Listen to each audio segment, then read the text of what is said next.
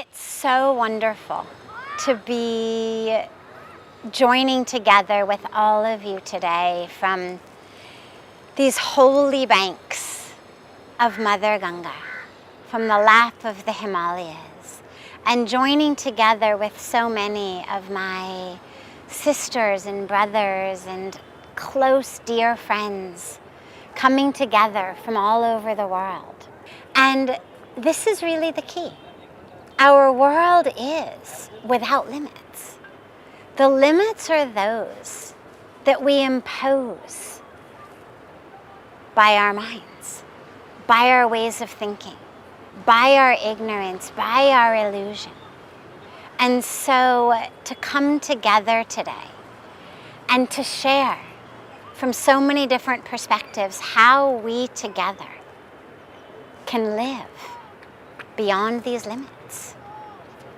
How we can live in the truth of who we already are, which is boundless, ceaseless, infinite.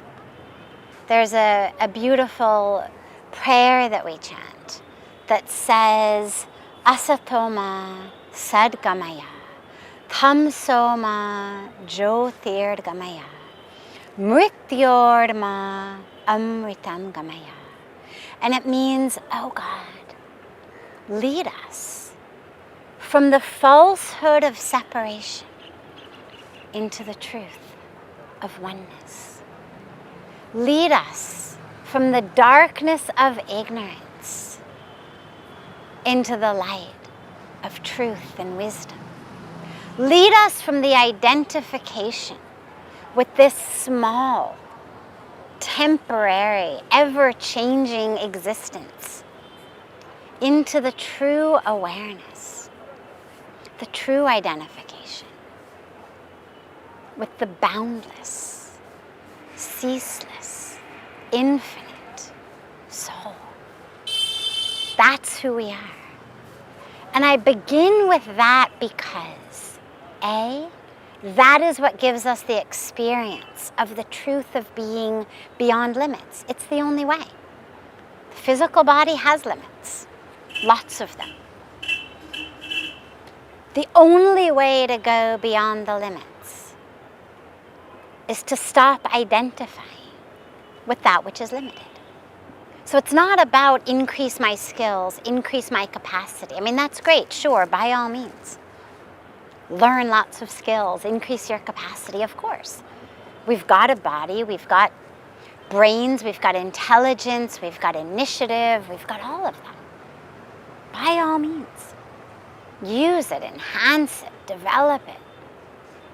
You're a tool, you're an instrument of God's grace. Polish that instrument, make it be the best it can be, absolutely. And recognize that it's not through that instrument that you're going to experience infinity. Because that instrument, no matter how well polished, has limits. That which is limitless is the soul. And another way of thinking about the soul, thinking about the truth of who we are, is love. The truth of who we are is love. Love is the energy, that Shakti, that literally creates and is the world. Love is the petals of the flowers opening up in the morning as the sun shines on them. Love is the way that Ganga flows and flows and flows. Love is the trees that blossom and give us fruit or flowers, oxygen. Love is the energy of the universe. It is that core, essence, spirit, soul of who we are. And that is why love is the answer. And that is why love is so important. A lot of us think of love just as an emotion, something I feel for a person, but it's not. Love is energy. It's just that that being is the one who catalyzes the turning on of that love manufacturing plant inside of you. Because in love, we go from being just this physical small thing to being expanded. And that's true, by the way, even on the level of just one being loving another. Think about why being in love feels so good, right? Think about the words we use to describe love. They're all words of expansion.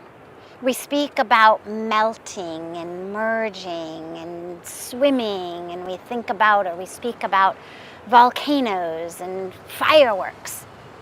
Nobody ever talks about being in a box of love. We talk about rivers of love, oceans of love. Never heard of a box of love. And we expand in love. We lose that sense in love of where I end and you begin. And that's why it doesn't matter who you love or what you love. It doesn't matter where you begin. Even if the only experience of love that you can muster at this point is love for your pet, or love for a family member, love for a tree in your backyard. Don't worry, because all forms of love take us back to God if they're real. Think about it. Think about loving even one being, whether it's a spouse, whether it's a child, whether it's a parent. If you really love that one being, what you realize is that what you love about them is their essence. How many times has their body changed since you started loving them, right? How many years have you loved them, and how many times during those years has their body changed shape, changed form? But you still love. In fact, usually you love even more. Usually love deepens with time. So the form keeps changing. Recognize that if it's really love, and not just lust, it's of the essence. You wouldn't love someone any less if, God forbid, they got into a car accident and their face was all bruised up and so they no longer looked beautiful. You wouldn't love anyone less if, God forbid, they needed a kidney transplant and they got a new kidney and lost the old one, because it's not their kidneys that you love.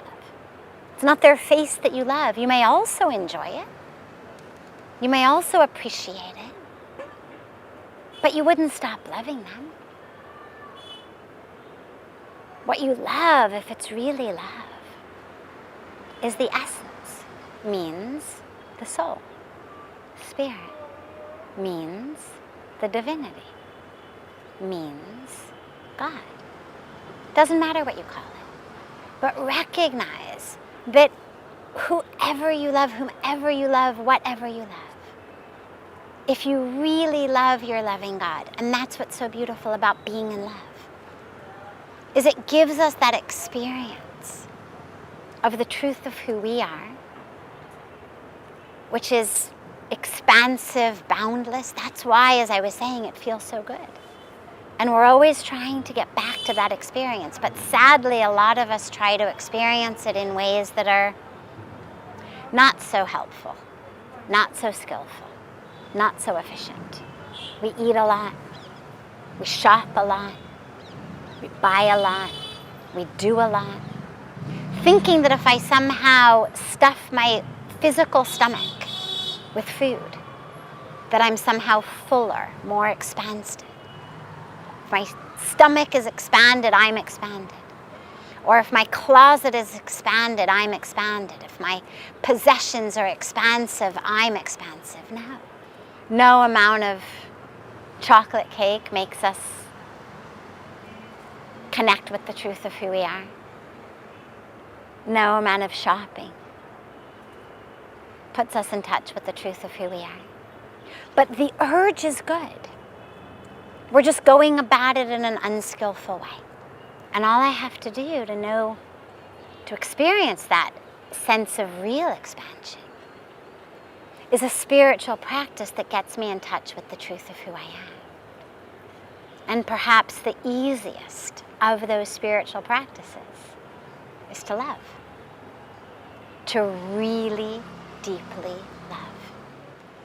As you're interacting with that being,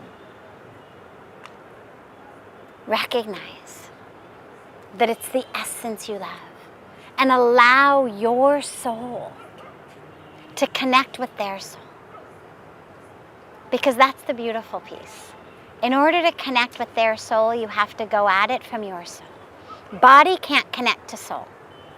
Body can connect to body, lust. Mind can connect to mind, drama, intellectual exercises and experiences. But on a deep spiritual level, to connect with their soul, you have to come at it from your soul. And that's why being in love gets us in touch with the truth of who we are.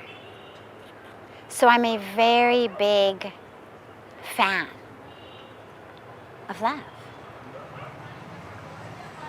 But again, it doesn't have to be romantic love. And of course, for those of us who have chosen a path of monasticism, it isn't romantic love. But regardless of what path you've chosen, regardless of what your life dharma is, grab the opportunity to experience love. Be love. Let us really take this time to commit to feeling love, to being love, and to expanding in love. Because when we do that, then we become assets to the planet. People who are in love are assets. Think about it, right? A friend or a coworker falls in love, everyone knows it. People in love are just nicer to everyone. They're bigger tippers, they're the ones who help people, right? This is where in offices all the time we say, oh, somebody must have had a good weekend, because they're suddenly offering to do other people's work, offering to take people out to lunch. Being in love is great for us. So let us commit to really loving. That we need to let that love expand and touch all and help all and heal all.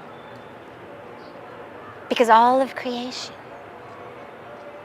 the rivers, the mountains, the trees, all of the species with whom we share this planet, all of our sisters and brothers of every color, every race, every religion, they're all embodiments of the same divine spirit. And so our love has to extend to them as well, which means we care for, we serve, we protect all of the earth in our actions, in our decisions, and our choices. As we expand, our love embraces and embraces and embraces more of creation. So much love to all of you from these holy banks of Mother Ganga. And I pray that one day very soon we're all able to sit here together. And until then, I'm so glad to be joining you today. When we come together as love, in love, there are no limits.